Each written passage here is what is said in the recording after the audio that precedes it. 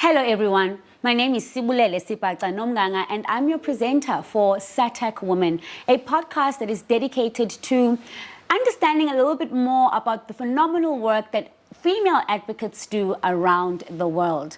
This podcast will delve into serious topics that empower women and girls all around the world. We'll be talking about how women balance their lives while changing policies that really mean the world to the most that they serve. Today, I'm talking to Yvette Raphael. Yvette is a globally renowned advocate. She has been living with HIV for over 19 years now, and she works with APHA, Advocacy for Prevention of HIV in Africa. Hello, Yvette, and welcome to our podcast. Hi, Sibu. How are you? Very well, thank you. How are you? Good. I'm good. So, Yvette, tell us a little bit about you, and why conversations around policy are so important to you. First of all, I'm an activist first before I'm an advocate. An activist, a troublemaker, advocate, a mother, a wife, as well as just an artist all around. I love art. I love it. And so how has your work, how has your personality and who you are transitioned to the work that you do?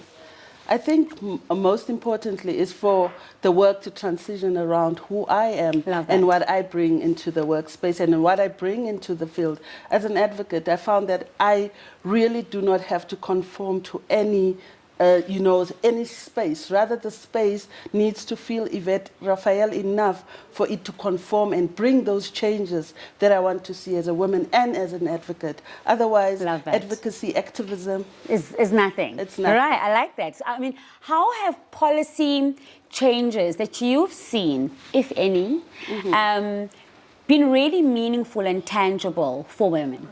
In our field, most importantly, the policy that I would be comfortable talking about is around HIV prevention, research, and how it's happening when it comes to young women and girls. So as one of the policies that I'm passionate about and that I've seen changing is in the inclusion of women, first in studies. Secondly, is the inclusion of pregnant women and young girls in studies. Because as we know, young women and girls in South Africa are mostly affected by HIV, as well as pregnant and lactating women. And that policy change brought an opportunity for us to actually include women in the studies, but more importantly, be prepared when some of these diseases happen, that these women also get treated. Currently, what used to happen and what's currently still happening is we have to wait to see if the drugs work, if the medication work on women, on men, to actually start including babies, adolescent young women and girls, as well as people who are breastfeeding. So that's important for me and my work. That policy change meant empowering women. I love what you're talking. I mean, what you're talking about here is how women are juggling, right? Women are doing so much. You are doing so much. And so how can a society we start destigmatizing the idea that women can't juggle careers and be effective in the home as well? I think that's a question with ask the other people in my life, my husband, my kids, because I am not trying to juggle anything. What I'd like to do and like to see is for women to be themselves. I think society putting so much emphasis on this is a woman leader, this is a woman, actually is what stigmatizes us. So when the person comes into the room, they think, oh, it's just another woman, it's just a black woman. I don't have to put enough effort to show her leadership. I can just be... So I don't like that. I think society just needs to respect leadership as it is. Regardless of who it is in the front. I like that. Sadi. Leader. I am a leader before I am even a woman. I'm a woman before I'm even a leader. But I think society needs to just respect the fact that people are leaders and not by gender, because a woman can be everything. You're not juggling. You are being you. That is why. I mean, hello. I mean, are there conversations you think we are just not having enough of in the world? Yes, we are not having enough conversation around this empowerment notion.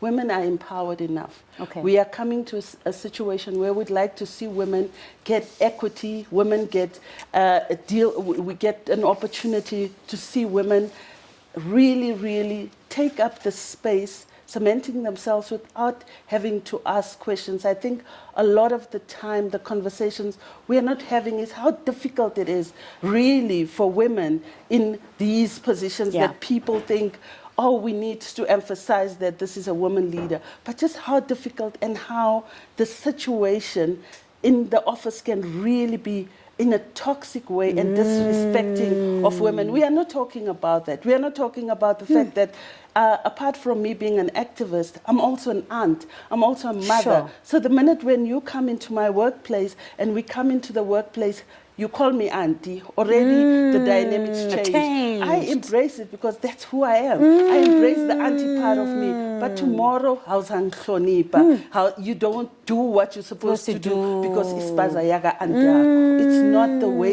it's supposed to be. We don't have to change because of how it is. Ubuntu is part of us, but personally, I don't like Ubuntu that much because people take advantage of that fact that Ubuntu bam, you take advantage of it. And you wouldn't do that to a man, you wouldn't do that to a white woman leader, but you would do it because it's a female and she's black. You touched on the roles, you know, you're an aunt, you are a sister, you're a mom, you're a wife. In your role as an advocate and an esteemed voice in the work that you do, what do you think is your role when it comes to women's rights? Yeah, my role is to mentor young people. I've accepted, it's actually not a role, it's my calling. Bringing young people into the space, exposing them, giving them the opportunity to shine, it's what I'm supposed to do. So when I work with young people, not only do I want to continuously mentor them, I want to see you shine. I want to see a young person get onto a stage and be herself, not trying to be other people. So yeah, the mentorship role, because I had a great mentor. I always talk about my grandmother. She did not have to say anything. I just had to watch her. Say, no nonsense. And I would enjoy watching my grandmother being a feminist without being overbearing. So literally, that's what I want to be for young people, a mentor, opening spaces, mentioning their names in rooms that they are not. And I know that a lot of the time, women like you who are passionate about mentorship and are passionate about this space, do it because there's a story behind it. It doesn't just happen. You know, you don't just wake up in the morning and be like, this is what I'm going to do. There's a story behind what you do and why you do it. Can you share a little bit about that for us? Yes, obviously my story is I was brought up by very strong women. My grandmother, for one, my aunt who died when I was very young and was taken away from me very unfairly and immaturely by violence. And you know, all of those, watching my own mother leaving us for months on end, going to work in the city and coming back, and just seeing how brave this woman is, how she comes back and just picks up without making us fall. You know, on Sundays, Sunday afternoon, I'm not a good person because I'm reminded of my past and think, yo, this is the time Mama used to go, and I used to feel so empty. But then I had the other strong women. So that is who I am. That is my story, being just surrounded by powerful, powerful black women. Powerful, what you see as what people may see, not you, but people may see as a poor environment. I always tell people I was never poor, because all of us were on the same level. When I came to Joburg, I realized yes,